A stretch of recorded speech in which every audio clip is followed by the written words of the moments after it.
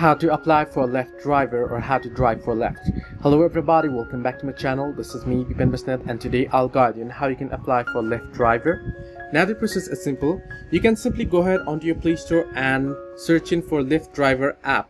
In my case, it's unavailable in my region. So if you find the same issue, then you can head over to your browser and then you can search in for Lyft driver application. Once you do so, you can see the very first link. You want to tap on it, and there what you want to do is you can simply go ahead, enter in your phone number, and then enter in all other details and get approved. Now you'll have to upload your required documents and you'll have to pass on the background checks and other various verifications, and once you have done so, you'll get approved and you'll be able to easily drive and earn on Lyft. So here you wanna simply enter in your mobile number, tap on next, enter in create your account, and then enter in all other documents and upload your required documents. And once you're approved, you are good to go.